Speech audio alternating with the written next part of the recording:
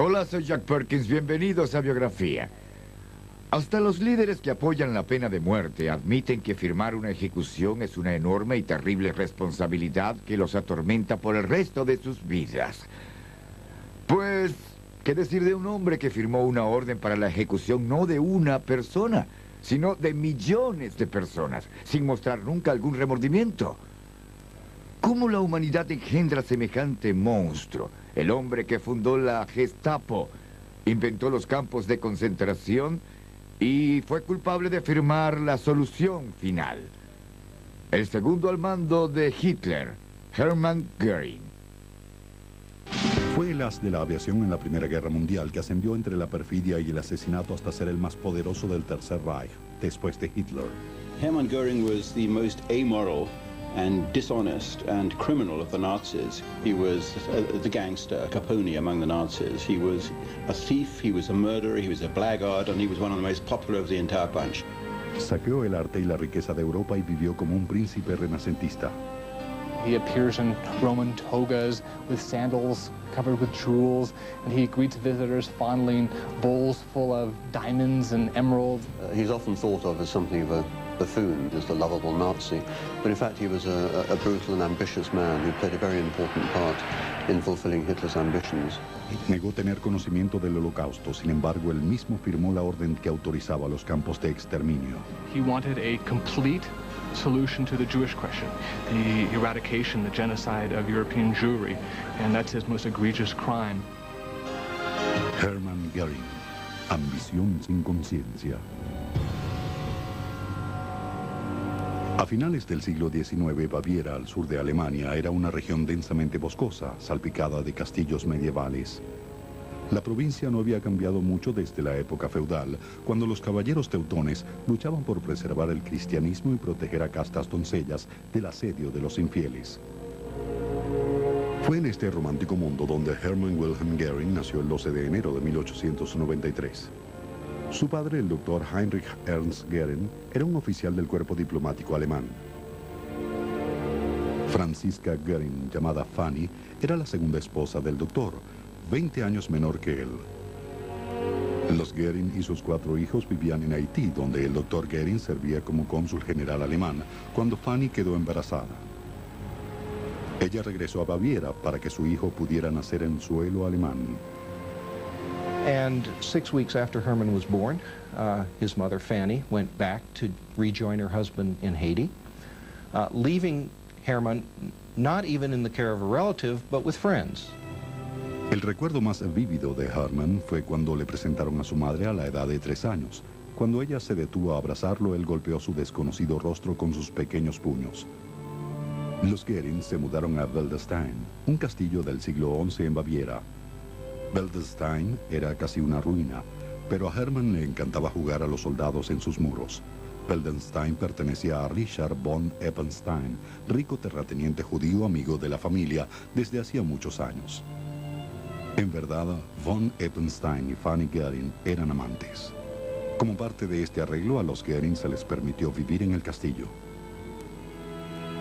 Göring was brought up in this rather romantic bohemian atmosphere, and his unfortunate father was forced to live in the gatehouse on the pension from Göring's mother's lover. Von Eppenstein malcrió al joven Hermann con regalos y mascotas y se convirtió en un modelo a través del cual el muchacho llegó a entender y apreciar el poder del dinero. A Hermann le gustaba vestirse de gala y jugar a los soldados con sus amigos en el castillo.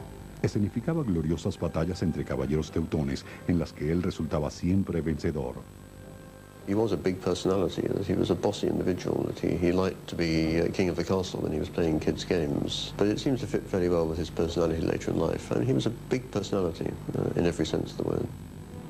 A Hermann no le gustaba la escuela, era obstinado y arrogante y los profesores no podían controlarlo. A los 12 años fue enviado a la escuela militar de Karlsruhe. El ceremonial y los uniformes de la escuela de cadetes agradaban al joven, que siempre se había imaginado a sí mismo como soldado. Experimentó un cambio abrupto al pasar de ser el peor estudiante al mejor de su clase. Después de graduarse en la escuela de cadetes, Goering, de 19 años, fue nombrado oficial en el regimiento de infantería del Príncipe Guillermo. Cuando empezó la Primera Guerra Mundial, Hermann demostró de nuevo iniciativa casi hasta llegar a la insubordinación. Se precipitó a la guerra como si ésta hubiese sido iniciada solo para él. Pronto se desilusionó al ver que las gloriosas batallas de su imaginación eran sustituidas por la sombría realidad de las húmedas trincheras. Enfermó y lo hospitalizaron con reumatismo. Su amigo Bruno Lorzer, quien había sido transferido a la aviación, visitaba a Hermann al hospital y lo deleitaba con historias de duelos en el aire y combates entre caballeros voladores. Esto se parecía al tipo de guerra que Hermann buscaba. Tan pronto salió del hospital, solicitó su admisión en la Fuerza Aérea. Goering was fascinated by aeroplanes, very excited. It seemed to him, I think, to encapsulate his image of soldierly heroism. Se decía que era un piloto hábil y osado. Para 1917 ya comandaba su propio escuadrón. En 1918, cuando se le atribuían 20 muertes, le fue concedida la medalla al mérito o Blue Max, la máxima medalla de honor de Alemania. Cuando Manfred von Richthofen, el famoso Barón Rojo, fue muerto, Goering, de 25 años, fue seleccionado para reemplazarlo como líder del primer escuadrón alemán. Era un gran honor. Se distribuyeron postales con la foto del joven comandante por toda Alemania. De regreso a su casa, Hermann Goering esperaba un recibimiento de héroe, pero encontró que ya no lo era. Alemania había perdido la guerra y la economía estaba arruinada. A lot of German soldiers, when World War I ended, didn't really have the sense that they'd lost. Their armies had marched back intact into Germany. They hadn't been defeated in the field. And when the politicians came together at Versailles in France in 1919 to dictate the terms to the defeated Germany, the terms were harsh in the extreme. La ingratitud de sus coterráneos lo amargó y confundió. Lo peor era que no había empleo.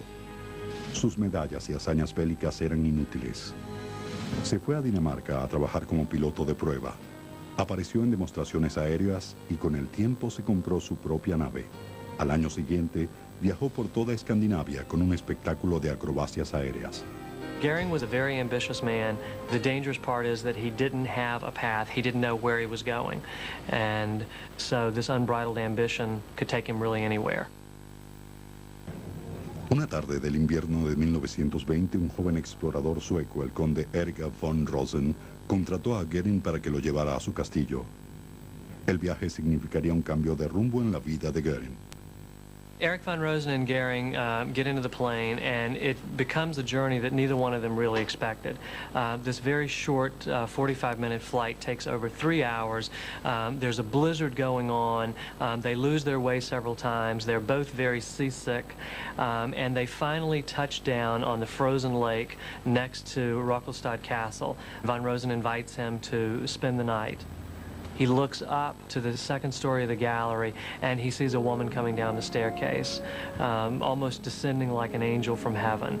And this is Count von Rosen's sister-in-law. This is Karin. This is the woman who will become his first wife. Karin von Ganzow, de una belleza delicada y casi frágil, 5 años mayor que Goering, era casada y tenía un hijo. Pero de inmediato se sintió atraída por el apuesto joven aviador. Goering had to fly back to Stockholm, of course, to resume his duties, to go back to work. And he gave her a kiss goodbye on the hand, and he pretended to bite her.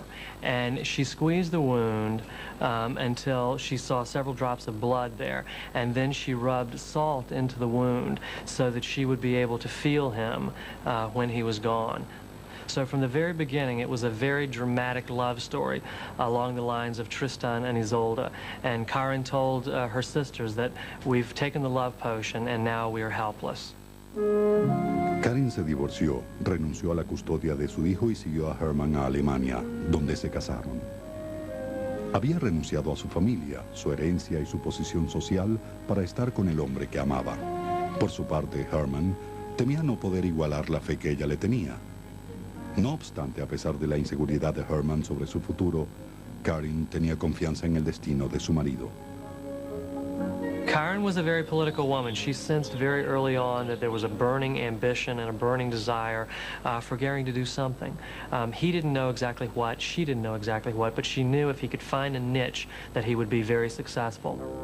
Desde el fin de la guerra, Goering se había interesado en la política. Como muchos otros jóvenes, sentía que Alemania había sido traicionada por sus líderes. Así, una noche de 1922, en una reunión política, Hermann Goering notó a un hombre de mirada intensa, vestido con una arrugada chaqueta. Este hombre no solo alteraría el destino de Goering, sino también el del mundo entero.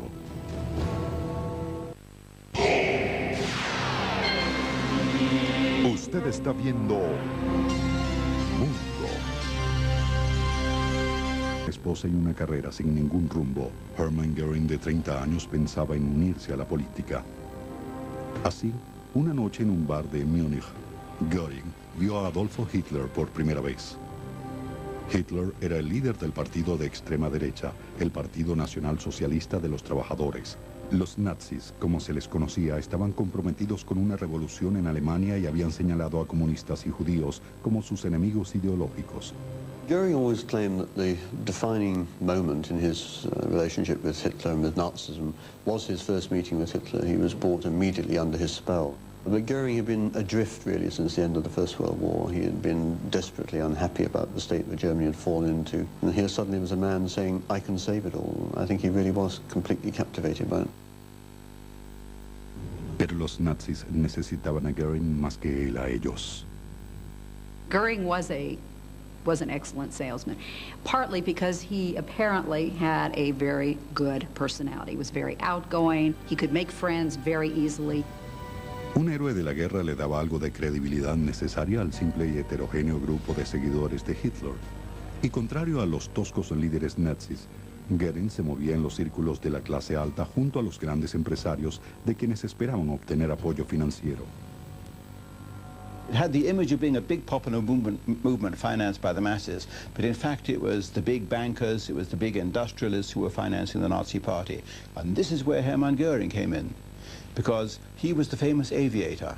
He had the blue max around his neck on the ribbon. He wined and dined in high society. Hitler colocó a Goering a la cabeza de los camisas pardas o tropas de asalto.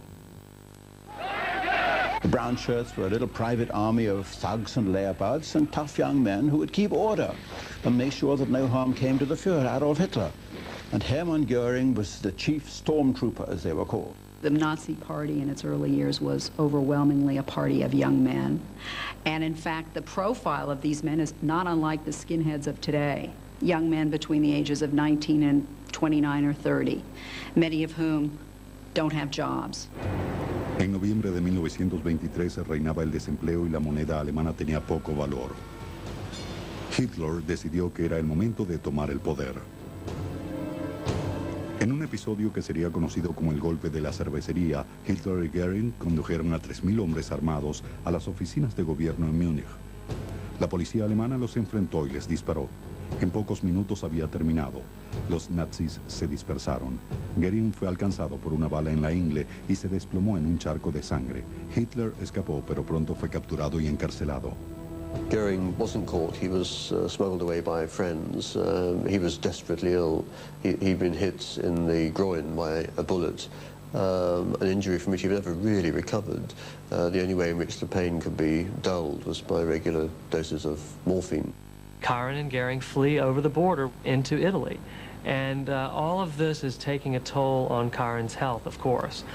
She's never been a particularly healthy woman, and now she's on the run with a very sick and drug-addicted husband. La adicción de Goering empeoró. La pareja viajó a Suecia, donde su dependencia aumentó al punto de atacar a su enfermera. Lo internaron en una celda para enfermos violentos en un sanatorio durante 3 meses. El héroe de guerra de 32 años había tocado fondo, pero Karen se había propuesto rescatarlo. She wrote him these letters, pleading with him to kick the habit, saying, you are too great a man. A magnificent future lies ahead of you. Please stop doing the drugs. Rescue yourself while you still can. And these letters are enormously moving letters to read. And you can truly say this woman is the woman who saved his life and brought him back from the abyss. Göring mejoró, pero la herida lo había dejado impotente. Pasarían 20 años antes de que pudiera controlar su adicción a la morfina. Por ahora, él y Karin se enfrentaban a un nuevo comienzo. Los honorarios del médico de Herman los había dejado sin dinero. Karin se vio obligada a subastar gran parte de sus bienes personales para pagar la renta. He was sitting in a room in their apartment, and there was an auction going on, and he was sitting in one room and the auction was going on in the next room. And every time he heard the gavel fall, that meant that another one of Karin's family heirlooms had been sold. And every time the gavel fell, it was like a knife going into him. And after that, he swore that he would pull himself up and that he would give her back everything that she had lost. And that's when his megalomania first started. Para 1927, los nazis tenían tanta popularidad que finalmente era seguro el regreso de Karin Herman a Alemania. En poco tiempo, Göring estaba en el punto donde se había detenido, vendiendo el partido nazi a los grandes empresarios. En 1928 fue uno de los 12 miembros del partido nazi elegidos al Congreso. 5 años después del golpe de Múnich, Göring, mano derecha de Hitler, volvía a la cima. Pero aún con el auge de su fortuna profesional, la vida privada de Göring siguió siendo turbulenta. Las penurias de los últimos años habían hecho mella en la salud de Karin, a quien habían diagnosticado tuberculosis. En 1931 su condición era crítica. Herman se mantenía cerca de su lecho, pero entonces Hitler lo llamó a Berlín. A un paso de la muerte, Karin lo exhortó a ir, pues era importante para su carrera. Cuando llegó el fin, Herman estaba en Berlín discutiendo de política con Hitler. Göring returned to Stockholm immediately after he received the news that Karin had died. He was quite wild with despair, weeping and throwing himself over the coffin, screaming, "Now nothing holds me back." And this is very important because up to this time, Karin had really been a moderating influence on him. And with her dead, there was nothing holding him back. Herman estaba devastado de remordimiento y culpa por abandonar a Karin en su lecho de muerte. Pero no tenía tiempo para afligirse.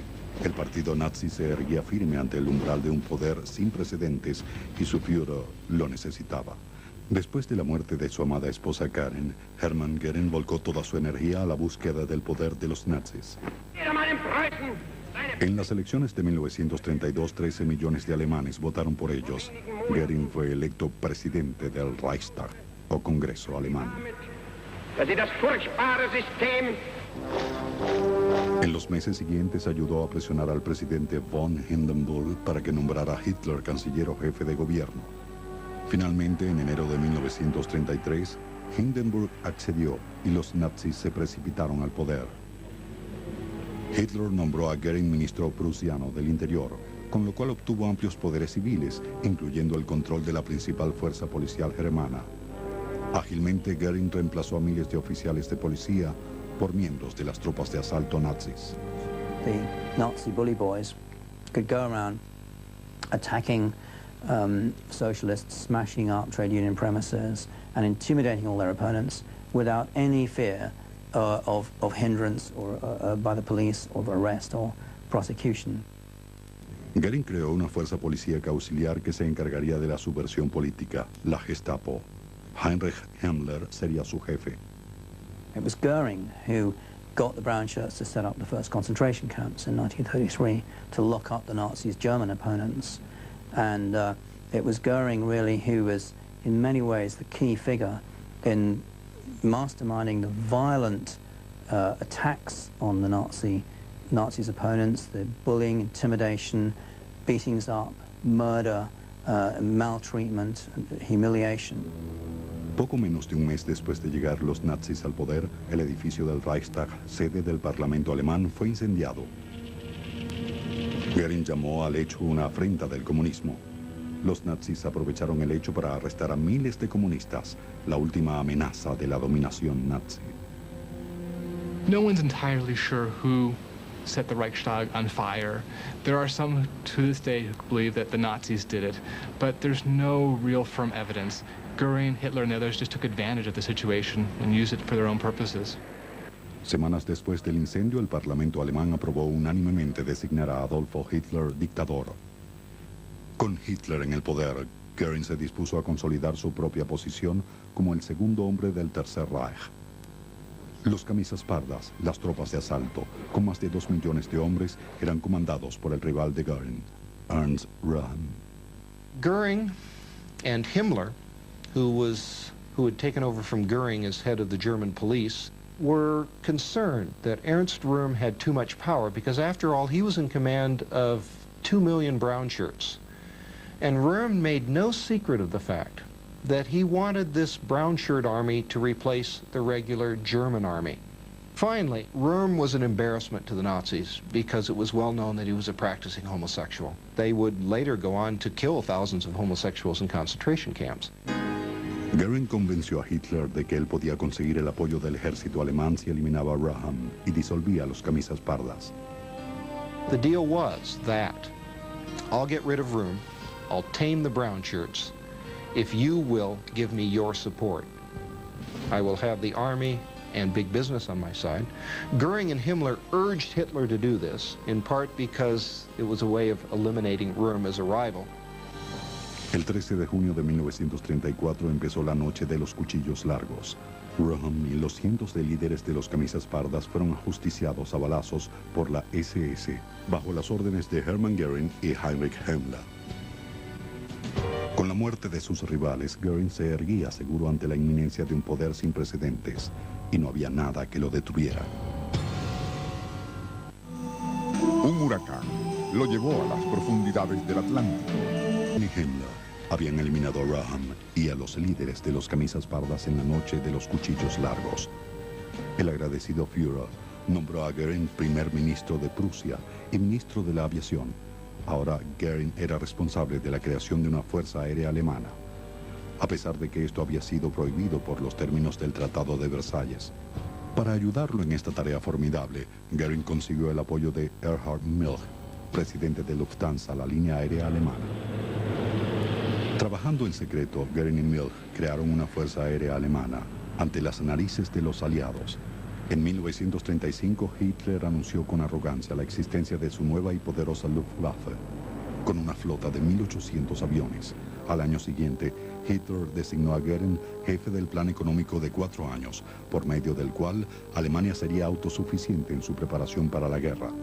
Göring, que admitía no saber nada de asuntos económicos, ahora estaba a cargo de toda la economía alemana. His power was immense, and of course the money that flowed as well, and the corruption that came with the money, and the wealth that came with the corruption and the money, and the oil paintings and the art collections and the statues, it was all Hermann Göring, and he was immensely popular because of it. A medida que el poder y el prestigio de Göring aumentaban, crecía su vanidad. Se diseñó ostentosos uniformes repletos de medallas, cruces y condecoraciones. Además, llevaba un bastón de mando incrustado de diamantes. Göring loved to wear jewelry. He would flounce around in very flamboyant clothes. Some claim he changed uniforms about 5 times a day, and he loved to dress up in nice, spiffy uniforms. En su papel de zar de la economía, tenía al empresariado y a la industria a sus pies. Sus favores y sobornos lo enriquecieron. Se construyó un pabellón de caza al norte de Berlín y lo llamó Karin Hall, en honor a su fallecida esposa. Karin Hall was an extraordinarily opulent, almost vulgar building. Göring boasted that it was made entirely from raw materials which were German in origin, and it was. But rich marbles and timbers and so on. It was people arrived there and they thought they were arriving at the palace of some modern prince. In it, Göring kept an extraordinary, almost bizarre wardrobe. He loved dressing up. He would hold these lunch parties at Karin Hall, which would go on for hours and hours, and the people who attended them said they'd never seen anybody capable of holding so much drink and eating so much. He ended up with an immense weight problem. He was a perfumed mountain of quivering flab. En una pomposa, por no decir horrenda ceremonia, hizo traer el cuerpo de Karin desde Suecia hasta una tumba en su propiedad. And it was a bitter disappointment that she died so early in 1931, before the Nazis came to power, and before he attained his great wealth, and before he was able to pay her back for all the sacrifices that she made for him. Su talle, siempre en aumento, y su extraordinaria vitalidad le ganaron el cariño del pueblo alemán. He is probably the most popular leader in the Third Reich. He had this sort of common touch that Hitler didn't have. Goering was earthier. He liked bawdy jokes. He liked hunting. He liked drinking beer. He liked to be seen with all sorts of people, being the center of attention, of course. A pesar de su respeto a la memoria de Karen, Goering disfrutaba de su papel de viudo más codiciado de Alemania. Por un tiempo dirigió sus afectos hacia Emmy Sonnemann, popular actriz teatral. El amorío causó tanto revuelo que Hitler los instó a casarse en nombre del decoro. Puesto que el Führer era soltero, Emmy se transformó en la anfitriona y primera dama no designada de la élite alemana. 3 años después de su matrimonio, la feliz pareja sorprendió a familiares y amigos con el anuncio del embarazo de Emmy. The bullet which had passed through his groin in the putsch in 1923 had severed vital parts of his anatomy, which made it impossible for him to have a child. So the world was astounded when in June 1938, Edda, his daughter, was born. The answer is artificial insemination. Desde finales de la Primera Guerra Mundial, los nazis ya culpaban a los judíos por todo, la derrota en la guerra y el desempleo. En noviembre de 1938, las sinagogas, las tiendas y los comercios judíos fueron saqueados y destruidos por pandillas nazis. Este suceso fue llamado Noche de los Cristales Rotos, en referencia a los vidrios rotos que cubrieron las calles. Hermann Göring estaba enfurecido con los nazis que habían ordenado la destrucción. Göring's interest in the fate of the Jews was very largely an economic one. He saw the Jews as a kind of a milch cow while they were in Germany, to be plundered, expropriated, and then kicked out, impoverished. As more parts of Europe fell under German control, he simply extended that principle. Grab Jewish property, grab Jewish businesses, exploit them for the benefit of the war effort. Göring dijo a los líderes nazis que la Noche de los Cristales Rotos había sido una terrible pérdida. La propiedad judía no debía ser destruida, sino confiscada. Al año siguiente, Göring, como ministro del Interior, creó una agencia para la emigración sistemática de judíos alemanes a varios destinos, incluyendo Palestina. Para octubre de 1939, 300.000 judíos habían abandonado Alemania. Pero el estallido de la guerra imposibilitó más emigraciones y Göring se vio obligado a considerar un plan alternativo, ya bosquejado en los días posteriores a la Noche de los Cristales Rotos. El plan comprendía la puesta en marcha de medidas en contra de los judíos. Tras 2 años, el plan del que hablaba empezaría, pero con otro nombre: Endlösung, la solución final del problema judío.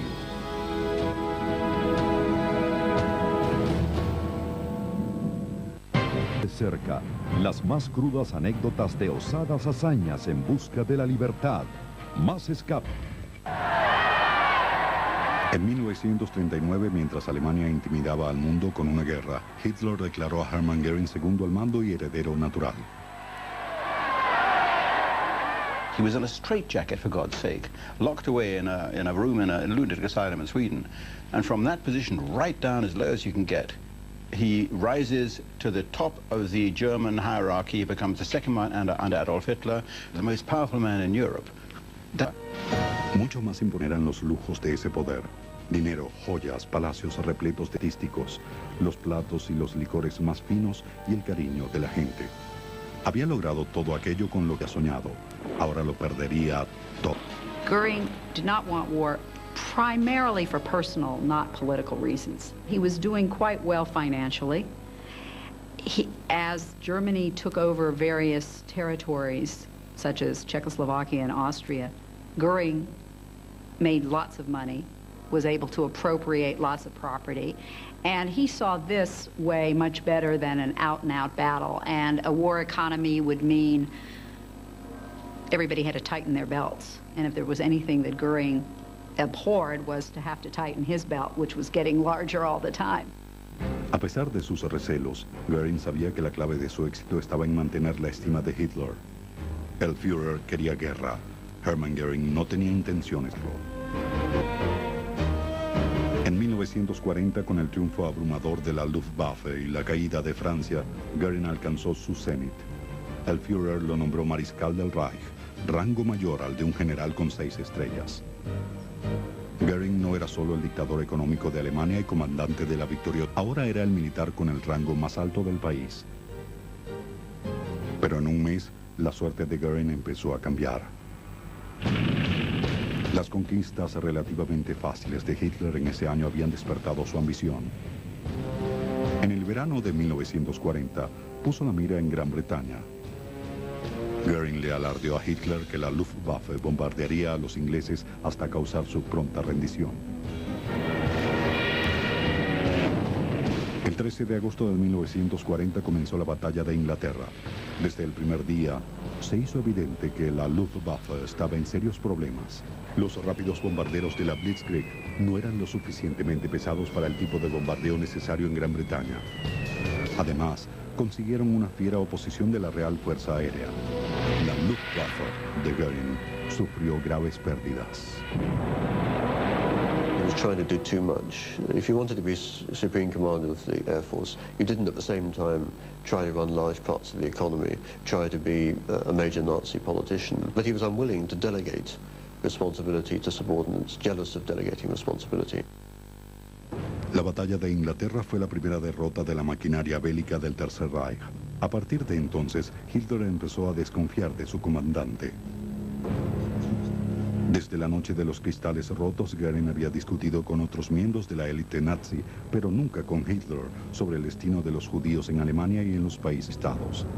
Hitler llamó a los judíos destructores de la civilización y apoyó su expulsión de Europa de cualquier forma práctica.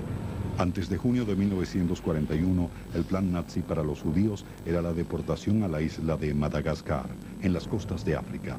Tras la invasión de Rusia hizo el plan Madagascar. Ahora Hitler veía la erradicación como la única elección y dio a conocer su conclusión a los jefes de la Gestapo. Reinhard Heinrich, jefe encargado de la SS, escribió una orden y la envió a Göring, mariscal del Reich, para su firma. La orden autorizaba a la Gestapo a emprender lo que se denominó la solución final del problema judío. Los judíos iban a ser agrupados en cuadrillas de trabajo y transportados al este, donde literalmente trabajarían hasta morir. Cuando estuvieran demasiado débiles para seguir trabajando, serían enviados a campos de exterminio. Los que fuesen lo suficientemente fuertes como para soportar el trabajo serían considerados una amenaza para la seguridad del Reich y serían ejecutados. Göring solo le echó un vistazo al documento antes de firmar lo que se convertiría en la sentencia de muerte para millones de judíos europeos. This is the closest thing we have to an executive order for the Holocaust. I mean, there is no extant order from Hitler himself. And Göring, a second man of the Reich, told Heydrich that he wanted a complete solution to the Jewish question, the eradication, the genocide of European Jewry, and that's his most egregious crime. He complained bitterly that valuable resources were being lost when skilled Jewish workers were murdered, but as a man who shared the anti-Semitic convictions of the rest of the Nazis, he didn't care that much about the fate of the Jews, and he certainly wasn't going to jeopardize his position with the Führer by intervening to obstruct the mass murder program. El régimen nazi mató entre 5 y 6 millones de judíos. Para Hermann Göring fue más cómodo ignorar las consecuencias de su orden. Para él, los campos de exterminio no existían.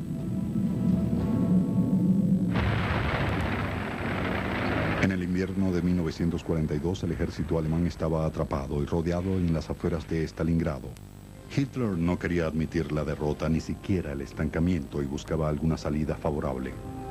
Göring estaba ansioso de redimirse ante Hitler. La batalla de Gran Bretaña había empañado su imagen de héroe conquistador alemán. La derrota había conjurado sentimientos infantiles de falta de afecto y rechazo, sentimientos que trató de aplacar con morfina. Quería desesperadamente volver a ser el victorioso caballero de Alemania.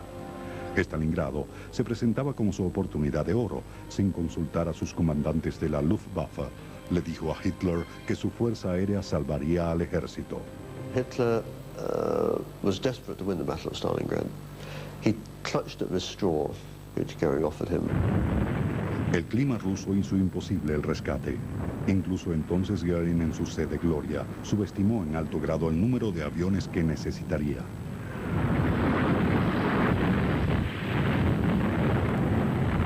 El plan fue un total fracaso. Cientos de aviones se perdieron y el ejército alemán en tierra fue destruido. Los alemanes pagaron caro por la megalomanía de Göring. But the failure infuriated Hitler. He would not even speak to Göring for weeks after the surrender at Stalingrad. He wouldn't even allow Göring's name to be mentioned. To a long time before Göring could gradually get back into the entourage again. Con las derrotas alemanas y el norte de África en 1940 había cambiado. Alemania estaba a la defensa, al tiempo que la Luftwaffe volvía a fracasar. De igual manera caía el aprecio de Hitler por Göring. Hitler designó a Albert Speer ministro de la producción. Speer asumió muchas de las responsabilidades internas de Göring. Hitler comenzó personalmente a dirigir operaciones de la Fuerza Aérea. A medida que Göring perdía el aprecio de Hitler, se retraía a un estado de delirio y complacencia. La guerra que él conocía estaba perdida. El sueño se desmoronaba. No obstante, se aferró a la idea de que Hitler abdicaría o sería asesinado. Así Göring, como segundo al mando, haría la paz con los aliados y asumiría el de líder amado, papel que le parecía hecho a los aliados. Tendrían otros planes para... Lo llevó a profundidad. Hermann Göring no había querido esta guerra. Le temía porque amenazaba con arrebatarle todo el poder y riqueza lograda con los nazis. Ahora, con la inminencia de la derrota alemana, deseaba hacer la paz por separado con los aliados, pero estaba atado de manos. La deslealtad era un crimen capital en el círculo de allegados a Hitler. Un paso en falso y Göring, mariscal del Reich o no, podía terminar colgado de un gancho de carnicería en un sótano de la Gestapo. Mientras la pesadilla de Göring se acercaba a la realidad, hundía su ansiedad en las arenas de la complacencia. Incluso cuando estaba siendo sustituido por otros en cuanto a poder e influencia, Göring seguía viviendo como un sultán. Recorría Alemania y Francia en su tren privado llamado Asia. En París se hospedaba en el Ritz y cenaba en Maxim's. Compraba joyas y pinturas con sus fondos aparentemente ilimitados. As time went on, Hitler found Göring's very self-indulgent lifestyle increasingly irritating. And here was Hitler, and then from 1943, Goebbels, increasingly advocating sacrifices on the German people in order to get through the war. And in that situation, somebody as corrupt and as high-living, as fat and self-indulgent as Göring began to look increasingly in embarrassment. He kept on his desk a pot full of diamonds of different colors and of jewels, and he said, when I get nervous, I like just to run these diamonds through my fingers, and he would trickle them through into the glass pot on his desk. Göring recorrió los museos de Europa en busca de tesoros para su colección privada. Göring always hated modern art, and so what he'd like to collect were huge Renaissance paintings, paintings by Rubens. He probably liked Rubens because of the voluptuous nudes, since he himself was rather voluptuous. El precio no era problema. El zar de la economía poseía los fondos de un rey en robos, sobornos y propiedades confiscadas con que pagar. By 1943, he's spending 4 and 5 hours a day thinking about paintings. And this is a tremendous amount of time to invest in an art collection, especially when you're supposed to be running the Air Force and the economy at this time. Con la inminencia de la victoria aliada, Göring se refugió en su retiro de Karin Hall. Cuando oyó que Hitler se encontraba en el búnker, quizá ya muerto, Göring le envió un mensaje en el que le recordaba que él era el segundo al mando y le preguntaba al Führer si quería que asumiera el liderazgo. Hitler ordenó su encarcelamiento por traición. Pero antes de ejecutar sentencia alguna, el Führer se suicidaba en su búnker. Al acercarse el ejército ruso a Berlín, los nazis trataron de escapar del destino que presentían.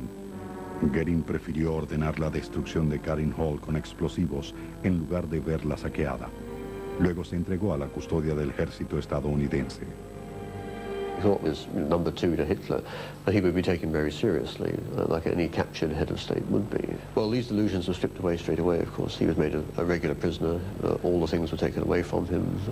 He was put into prison uniform and interrogated like any common prisoner. He was very indignant to find himself locked up. All his medals gradually vanish, and his beautiful luggage, his matching sets of luggage are taken away. And he's frantic about the luggage, of course, and you know the reason why. because buried in the luggage are the vital cyanide pills that he's going to need when the end is nigh. De justicia en Nuremberg, acusado junto con otros 11 hombres de crímenes contra la paz, crímenes contra la humanidad. Confinado en su serinfuegna a la morfina, restringido a una dieta menos extravagante, dio unos 30 kilos. Los últimos días de la guerra se le había visto indiferente de la realidad. Ahora su salud mejoraba y se aclaraba su mente.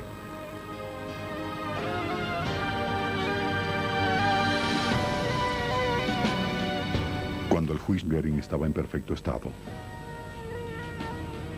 defendió las acciones propias y las del régimen nazi. Nuremberg shows us what Göring was capable of, that he was intelligent, that he was a skilled orator, that he was a gifted politician, that we should not underestimate him. He was not a mere buffoon.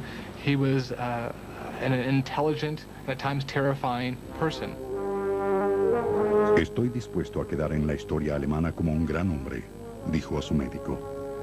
Si no puedo convencer a la corte, al menos convenceré al pueblo alemán de que todo lo que hice fue por el gran Reich alemán. En 50 o 60 años habrá estatuas de Hermann Göring por toda Alemania.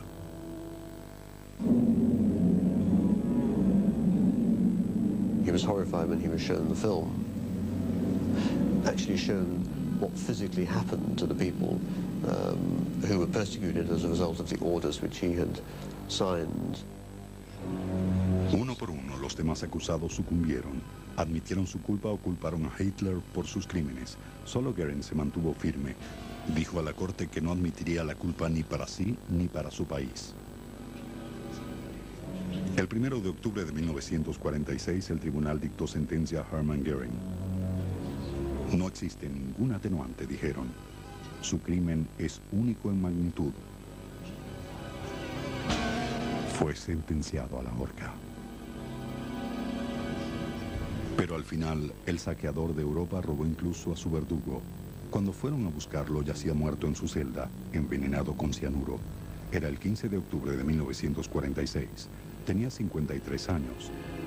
Se ha especulado mucho que Göring convenció a un guardia de recobrar de su equipaje una cápsula con veneno, pero eso nunca se ha probado. Toda su vida, Hermann Göring buscó la fama y el reconocimiento para compensar los rechazos de su temprana existencia. Su megalomanía lo llevó a unirse a uno de los regímenes más criminales de la historia moderna. Pero incluso entre los monstruos del Tercer Reich, su villanía se destaca. Ultimately, he was a thug, he was a murderer, he was an extremely adept politician, but he was a man who probably, against his own better instincts, became a party to a genocide against the Jews, even when it was running against the interests of the Third Reich. And that, I think, shows that he was not a figure of any kind of stature, but in fact a contemptible figure. I think that under a different set of circumstances, Göring would have taken a different path. I think he was not inherently an evil man, but he bound himself to Hitler utterly and became dragged down into Hitler's evil as well. I think we learn more through Hermann Göring, their Nazi leaders, that the Nazis were not monsters. They were not aliens. They were human beings. In a sense, they are us in our worst moments. Hermann Göring siempre deseó ser sepultado al lado de su amada Karin, pero la corte decretó que sería cremado. Sus cenizas fueron lanzadas a un horno del campo de concentración de Dachau. A más de 50 años de su muerte, la tumba de Karin Göring yace sola y desolada, y no hay estatuas de Hermann Göring en ningún lugar de Alemania. El creador de los campos de concentración murió en una celda de alta seguridad, causando su propia muerte con la misma facilidad con la que provocó la de millones de personas. Para Biografía, soy Jack Perkins. Hasta la próxima.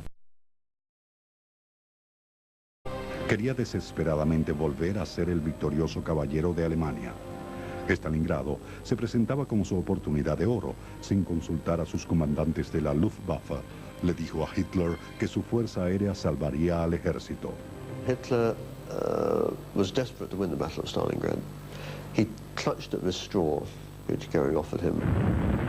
El clima ruso hizo imposible el rescate. Incluso entonces Göring, en su sed de gloria, subestimó en alto grado el número de aviones que necesitaría.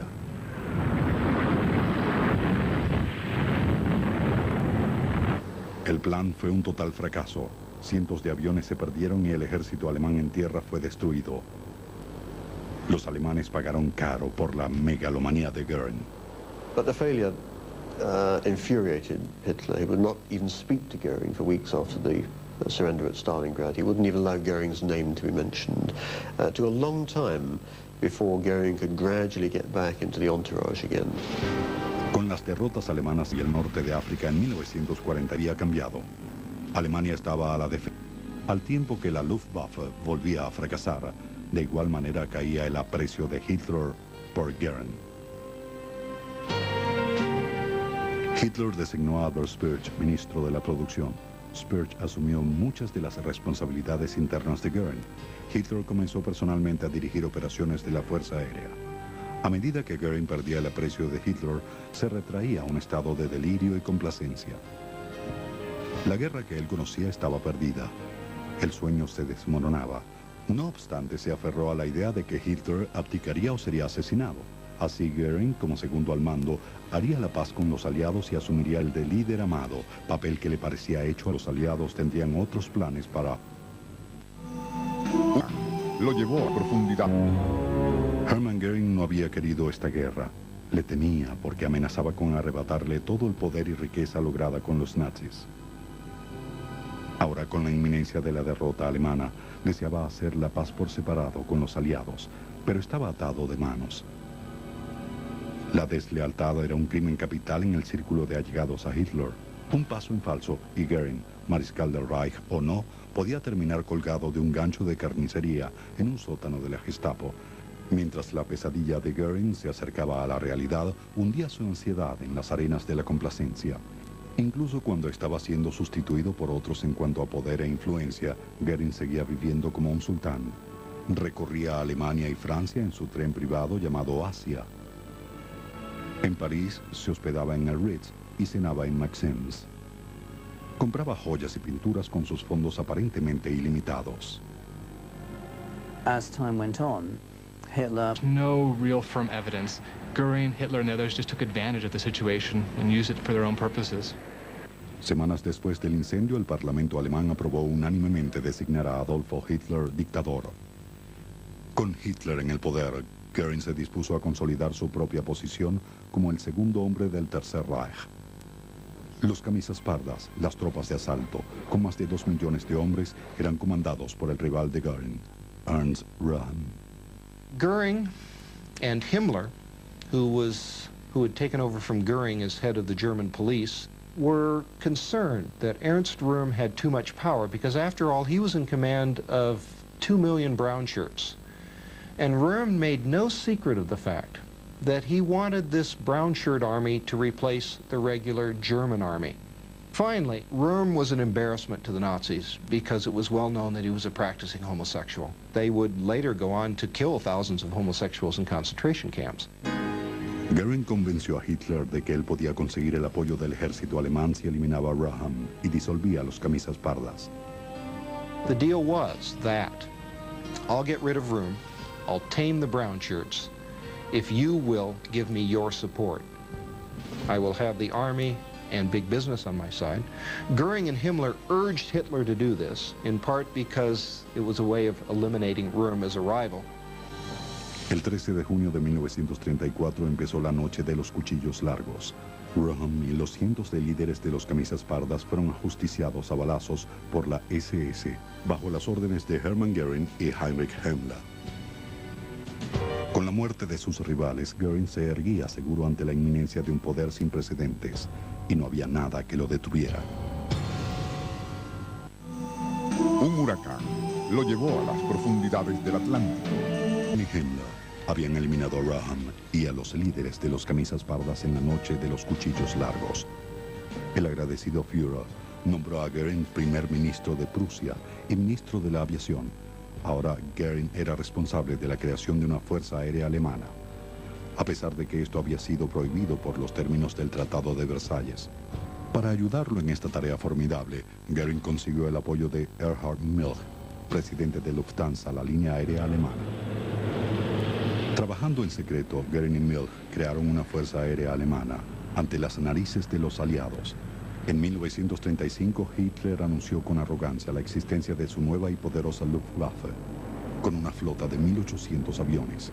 Al año siguiente, Hitler designó a Goering jefe del plan económico de 4 años, por medio del cual Alemania sería autosuficiente en su preparación para la guerra. Goering, que admitía no saber nada de asuntos económicos, ahora estaba a cargo de toda la economía alemana. There's a blizzard going on. They lose their way several times. They're both very seasick. And they finally touch down on the frozen lake next to Rockelstadt Castle. Von Rosen invites him to spend the night. He looks up to the second story of the gallery, and he sees a woman coming down the staircase, almost descending like an angel from heaven. And this is Count von Rosen's sister-in-law. This is Karin. This is the woman who will become his first wife. Karin von Ganzel, de una belleza delicada y casi frágil, 5 años mayor que Goering, era casada y tenía un hijo. Pero de inmediato se sintió atraída por el apuesto joven aviador. Goering had to fly back to Stockholm, of course, to resume his duties, to go back to work. And he gave her a kiss goodbye on the hand, and he pretended to bite her. And she squeezed the wound until she saw several drops of blood there. And then she rubbed salt into the wound so that she would be able to feel him when he was gone. So from the very beginning, it was a very dramatic love story along the lines of Tristan and Isolde. And Karin told her sisters that we've taken the love potion and now we are helpless. Karin se divorció, renunció a la custodia de su hijo y siguió a Hermann a Alemania, donde se casaron. Había renunciado a su familia, su herencia y su posición social para estar con el hombre que amaba. Por su parte, Hermann temía no poder igualar la fe que ella le tenía. No obstante, a pesar de la inseguridad de Hermann sobre su futuro, Karin tenía confianza en el destino de su marido. Karin was a very political woman. She sensed very early on that there was a burning ambition and a burning desire for Goering to do something. He didn't know exactly what, she didn't know exactly what, but she knew if he could find a niche that he would be very successful. Desde el fin de la guerra, Goering se había interesado en la política. Como muchos otros jóvenes, sentía que Alemania había sido traicionada por sus líderes. Así, una noche de 1922, en una reunión política, Hermann Goering notó a un hombre de mirada intensa, vestido con una arrugada chaqueta. Este hombre no solo alteraría el destino de Goering, sino también el del mundo entero.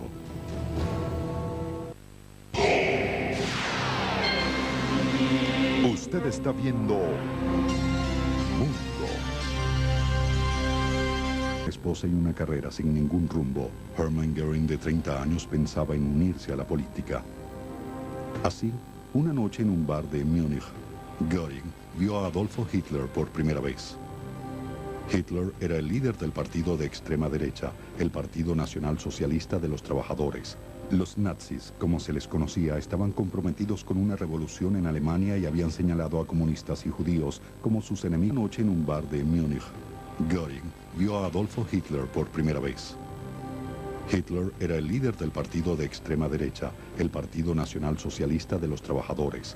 Los nazis, como se les conocía, estaban comprometidos con una revolución en Alemania y habían señalado a comunistas y judíos como sus enemigos ideológicos. Goering always claimed that the defining moment in his relationship with Hitler and with Nazism was his first meeting with Hitler. He was brought immediately under his spell. But Goering had been adrift, really, since the end of the First World War. He had been desperately unhappy about the state that Germany had fallen into. And here suddenly was a man saying, I can save it all. I think he really was completely captivated by it. Pero los nazis necesitaban a Goering más que él a ellos. Goering was an excellent salesman, partly because he apparently had a very good personality. He was very outgoing. He could make friends very easily. Un héroe de la guerra le daba algo de credibilidad necesaria al simple y heterogéneo grupo de seguidores de Hitler. Y contrario a los toscos líderes nazis, Goering se movía en los círculos de la clase alta junto a los grandes empresarios de quienes esperaban obtener apoyo financiero. It had the image of being a big popular movement financed by the masses, but in fact it was the big bankers, it was the big industrialists who were financing the Nazi Party. And this is where Hermann Goering came in, because he was the famous aviator. He had the blue max around his neck on the ribbon. He wined and dined in high society. Hitler colocó a Goering a la cabeza de los camisas pardas o tropas de asalto. The brown shirts were a little private army of thugs and layabouts and tough young men who would keep order and make sure that no harm came to the Führer, Adolf Hitler. And Hermann Goering was the chief stormtrooper, as they were called. The Nazi Party in its early years was overwhelmingly a party of young men. And in fact, the profile of these men is not unlike the skinheads of today. Young men between the ages of 19 and 29 or 30, many of whom don't have jobs. En noviembre de 1923 reinaba el desempleo y la moneda alemana tenía poco valor. Hitler decidió que era el momento de tomar el poder. En un episodio que sería conocido como el golpe de la cervecería, Hitler y Goering condujeron a 3.000 hombres armados a las oficinas de gobierno en Múnich. La policía alemana los enfrentó y les disparó. En pocos minutos había terminado. Los nazis se dispersaron. Goering fue alcanzado por una bala en la ingle y se desplomó en un charco de sangre. Hitler escapó, pero pronto fue capturado y encarcelado. Goering wasn't caught. He was smuggled away by friends. He was desperately ill. He'd been hit in the groin by a bullet, an injury from which he never really recovered. The only way in which the pain... En 1918, cuando se le atribuían 20 muertes, le fue concedida la medalla al mérito o Blue Max, la máxima medalla de honor de Alemania. Cuando Manfred von Richthofen, el famoso Barón Rojo, fue muerto, Goering, de 25 años, fue seleccionado para reemplazarlo como líder del primer escuadrón alemán. Era un gran honor. Se distribuyeron postales con la foto del joven comandante por toda Alemania. De regreso a su casa, Hermann Goering esperaba un recibimiento de héroe, pero encontró que ya no lo era. Alemania había perdido la guerra y la economía estaba arruinada. A lot of German soldiers, when World War I ended, didn't really have the sense that they'd lost. Their armies had marched back intact into Germany. They hadn't been defeated in the field. And when the politicians came together at Versailles in France in 1919 to dictate the terms to the defeated Germany, the terms were harsh in the extreme.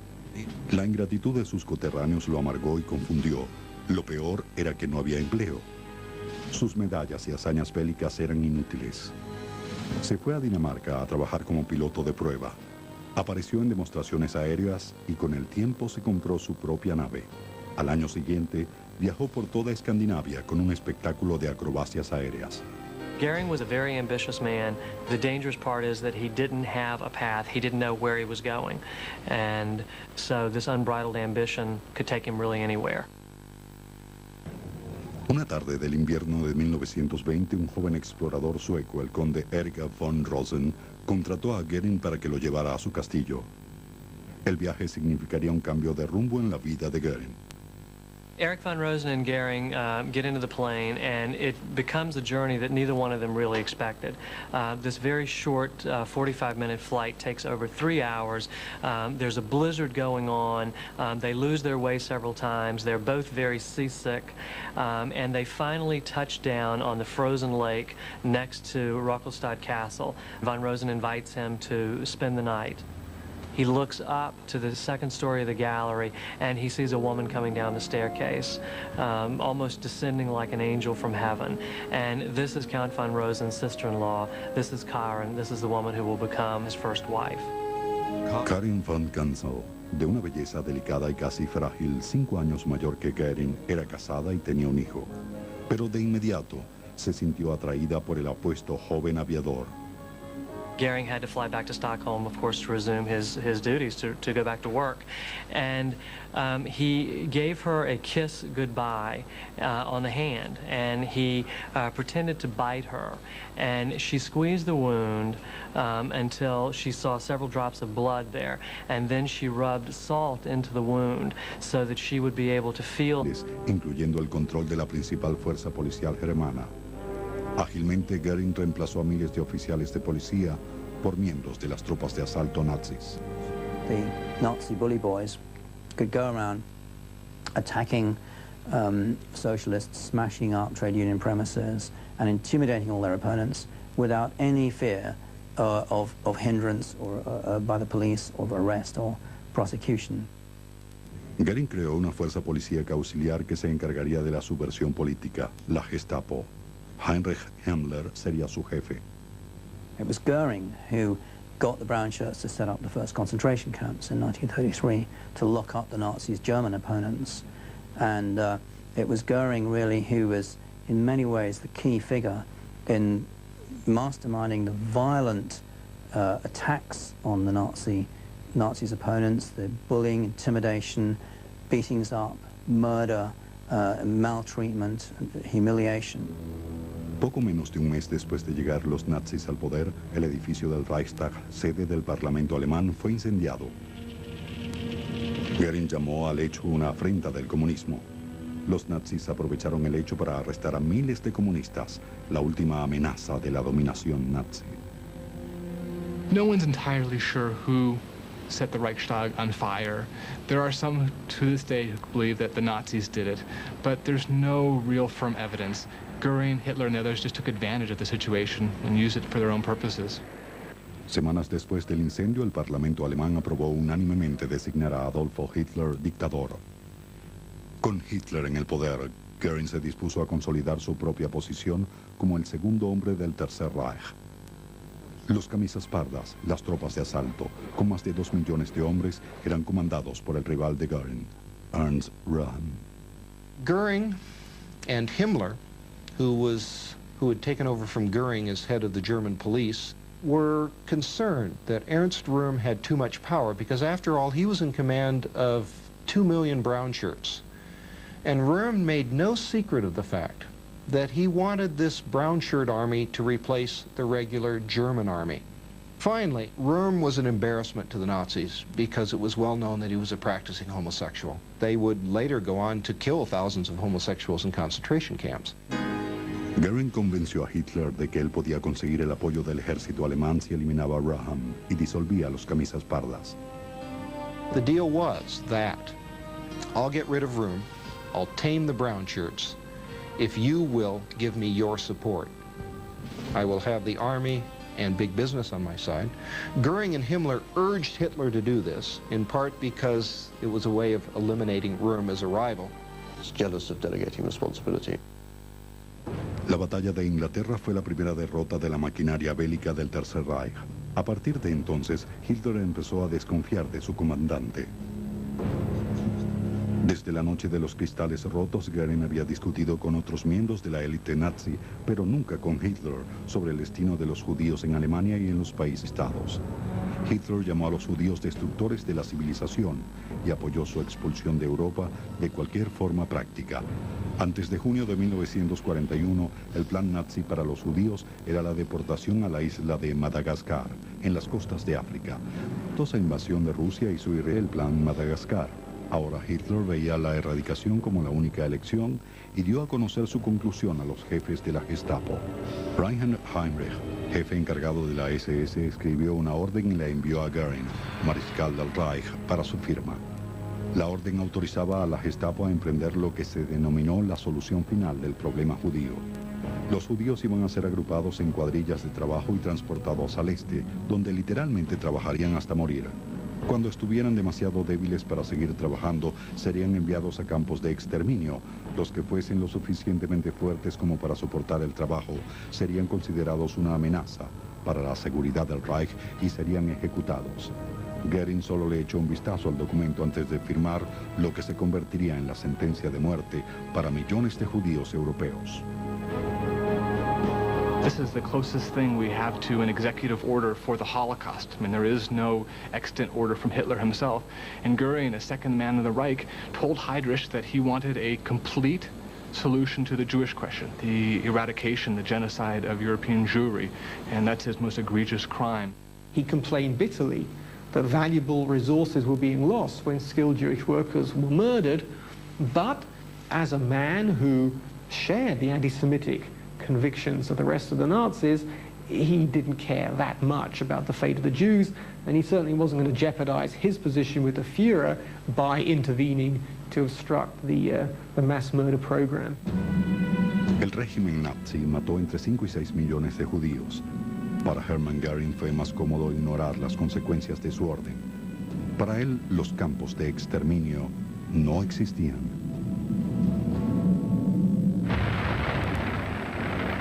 En el invierno de 1942, el ejército alemán estaba atrapado y rodeado en las afueras de Stalingrado. Hitler no quería admitir la derrota, ni siquiera el estancamiento, y buscaba alguna salida favorable. Göring estaba ansioso de redimirse ante Hitler.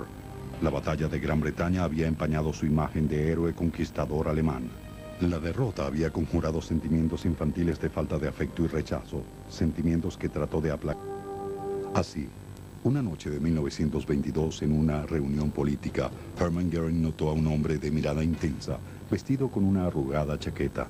Este hombre no solo alteraría el destino de Göring, sino también el del mundo entero.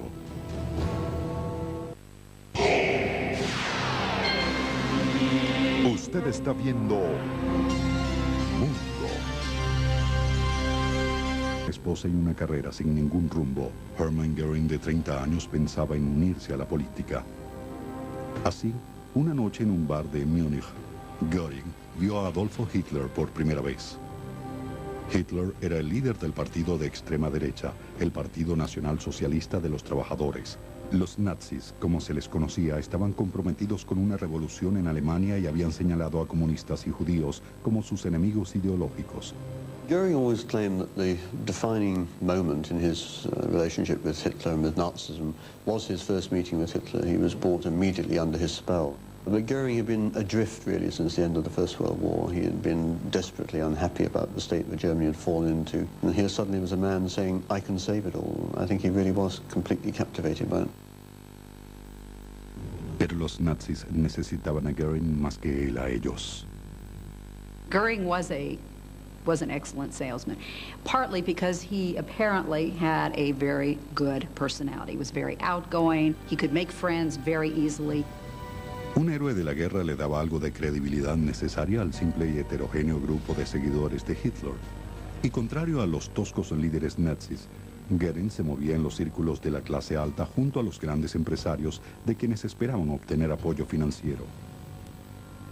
It had the image of being a big popular movement financed by the masses, but in fact it was the big bankers, it was the big industrialists who were financing the Nazi Party. And this is where Hermann Göring came in, because he was the famous aviator. He had the blue Max Rider's neck on the ribbon. He wined and dined in high society. Hitler colocó a Göring a la cabeza de los camisas pardas o tropas de asalto.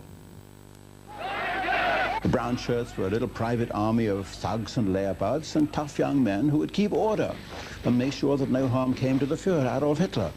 And Hermann Göring was the chief stormtrooper, as they were called. The Nazi Party in its early years was overwhelmingly a party of young men.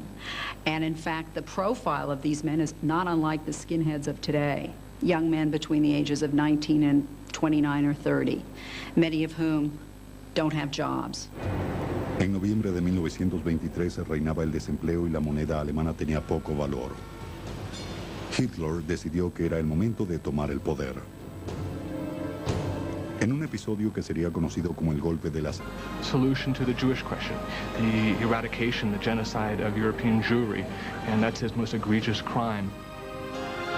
Hermann Göring, ambición sin conciencia. A finales del siglo XIX, Baviera, al sur de Alemania, era una región densamente boscosa, salpicada de castillos medievales. La provincia no había cambiado mucho desde la época feudal, cuando los caballeros teutones luchaban por preservar el cristianismo y proteger a castas doncellas del asedio de los infieles. Fue en este romántico mundo donde Hermann Wilhelm Göring nació el 12 de enero de 1893. Su padre, el doctor Heinrich Ernst Göring, era un oficial del cuerpo diplomático alemán. Franziska Göring, llamada Fanny, era la segunda esposa del doctor, 20 años menor que él. Los Göring y sus 4 hijos vivían en Haití, donde el doctor Göring servía como cónsul general alemán, cuando Fanny quedó embarazada. Ella regresó a Baviera para que su hijo pudiera nacer en suelo alemán. And 6 weeks after Herman was born, his mother, Fanny, went back to rejoin her husband in Haiti, leaving Herman not even in the care of a relative, but with friends. El recuerdo más vívido de Herman fue cuando le presentaron a su madre a la edad de 3 años. Cuando ella se detuvo a abrazarlo, él golpeó su desconocido rostro con sus pequeños puños. Los Goering se mudaron a Wildestein, un castillo del siglo XI en Baviera. Wildestein era casi una ruina, pero a Herman le encantaba jugar a los soldados en sus muros. Wildestein pertenecía a Richard von Eppenstein, rico terrateniente judío amigo de la familia desde hacía muchos años. En verdad, von Eppenstein y Fanny Goering eran amantes. Como parte de este arreglo, a los Goering se les permitió vivir en el castillo. Goering was brought up in this rather romantic bohemian atmosphere, and his unfortunate father was forced to live in the gatehouse on the pension from Goering's mother's lover. Von Eppenstein malcrió al joven Herman con regalos y mascotas y se convirtió en un modelo a través del cual el muchacho llegó a entender y apreciar el poder del dinero. A Herman le gustaba vestirse de gala y jugar a los soldados con sus amigos en el castillo. Escenificaba gloriosas batallas entre caballeros teutones en las que él resultaba siempre vencedor. He was a big personality. He was a bossy individual. He liked to be king of the castle when he was playing kids' games. But it seems to fit very well with his personality later in life. And he was a big personality in every sense of the word. A Herman no le gustaba la escuela. Era obstinado y arrogante y los profesores no podían controlarlo. A los 12 años fue enviado a la escuela militar de Karlsruhe.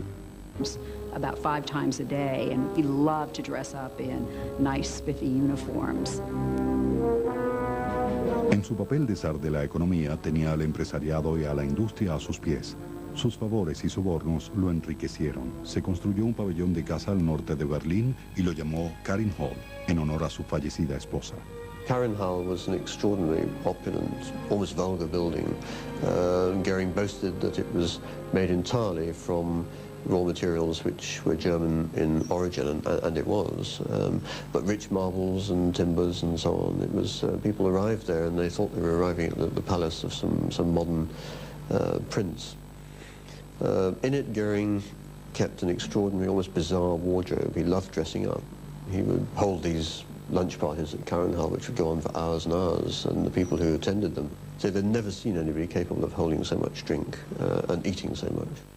He ended up with an immense weight problem. He was